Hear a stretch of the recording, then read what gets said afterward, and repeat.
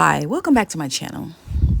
Question: do you know that the Vatican has new guidelines on how to deal with the supernatural? Now, they're talking more supernatural things like they're saying that you might see Christ in the sky, and there might be more demonic possessions or people claiming that they're seeing aliens, and they're giving like different guidelines on various phenomena. So they have to prove that it's true. The bishop and the pastors have to prove that it's true. Is it written? What kind of how is it manifesting? Because during the eclipse, another portal was open. They opened one themselves, talking about CERN. And then, we are in a galactic alignment, and the fifth dimension is starting to merge, or rather, we're going up into the fifth dimension. So that means we're going to be able to see supernatural entities a lot better. So, in order to prepare us, the Vatican has issued these new guidelines.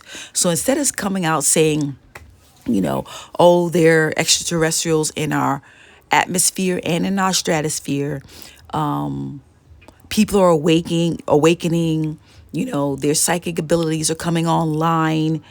Instead of supporting us and really encouraging us, they're basically saying that there's laws and rules that we need to follow to prove that the supernatural is real. Now, as a shamanic practitioner, I know the supernatural is real because whenever I take shamanic journeys are like a form of meditation that you go into an altered state of consciousness, namely a trance, using drumming, rattling, or dancing or chimes to alter your state of consciousness, and basically you're astral traveling. And doing the astral travels, I have come across lots of things. I've come across, obviously, my power animals, my master teacher in human form, also in my mediumistic abilities. So the difference between shamanic journeying and being a medium is when you're a medium, the supernatural entities come to you. So basically the so-called ghosts, the people who are disincarnate, they've died.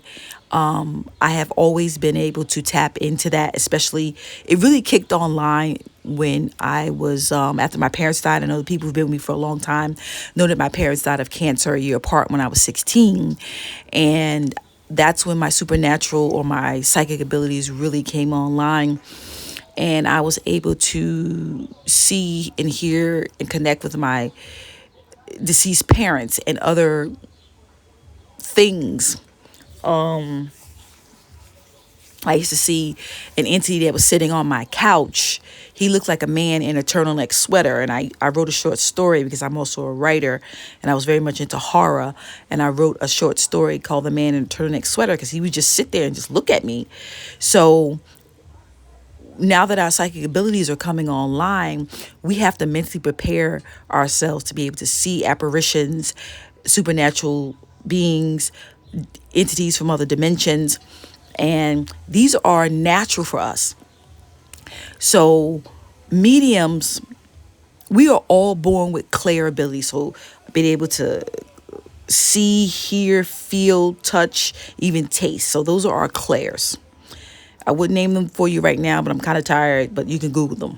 Like clairsentience, clairaudience, clairgustaf, telekinetic being, telekinesis. Those are our clairs. Those are our extra senses abilities. I'm very clairaudient. I'm also clairvoyant. I can see things, have dreams, and they have come true. I dreamed about my parents dying, not literally, but metaphorically, and it came true. And every person that has died in my life has come to me. So my mediumistic abilities are very honed. And so with my shamanistic abilities, we can go into an altered state of consciousness where we go to them.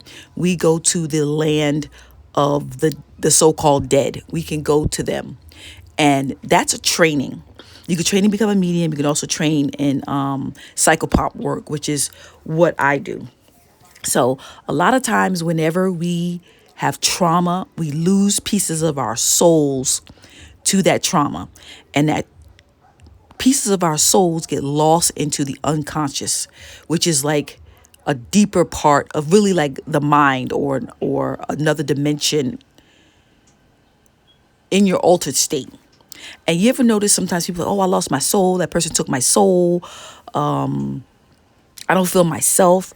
There are so many people walking around here with soul loss, especially with trauma, trauma, violence, domestic abuse.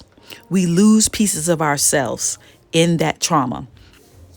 So when people die, they also take how they were into the next dimension. So whoever you were, whatever you think, feel, believe, you will be that same person thinking, feeling, and believing those same things. And now that the veil is thinning, we're going to be more in contact with these discarnate beings, especially if your clairs are coming online, especially if you're psychic.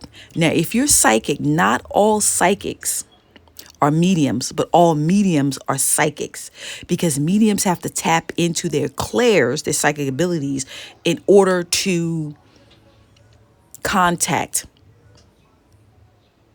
the disincarnate beings. Shamanism is also another way you can get in touch with the disincarnate beings and get to really know that realm.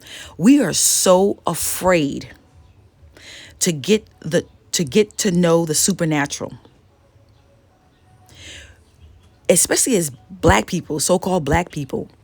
You know, the church rules our lives, most of our lives, and no, it's considered black magic. You're the devil, you're talking to demons.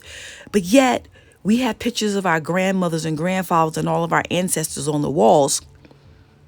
Ancestral veneration. That's a form of necromancy. We as African Americans or Black Americans or Americans, Indigenous Americans, whatever you want to call yourself, we are very spiritual. And we must get back to getting to these old ways. We must get back to that. Same thing with Latinos, the so-called Native Americans. We have to get back to the old ways of being and living with the supernatural and knowing that there's real magic out here. We must get back to incorporating these old ways back into our lives, because the old is becoming new again, because that fifth dimension is pure energy. We have to learn how to work with different forms of energy, and the supernatural, all these entities and beings in these different dimensions are different energetic forms than we are. So don't be afraid of it. If you start seeing ghosts or people that you love come to you in dreams, I will tell you about some of the stories that I've had with people coming to me in my dreams. And even when I'm wide awake, I can be in the movie theater and have all these discarnate beings come to me. They just walk right up on me. And I'm actually in the movies shifting in my seat, because it's almost like, you know, you're standing someplace and somebody walk a little too close to you and you got to shift a little bit to let them go by. That's what that feels like. But I'll tell you about those stories on another time. So just remember, you know, be open and receiving, and be prepared to see more and more and more so-called supernatural things that's going to happen in our dimension. And let go of all those blocks and all that negativity they tell you about. Oh, it's bad you're talking to demons, because you are not. Because if you're talking to a demon, you know it by the way it makes you feel. So tell me down below what you think. And until next time.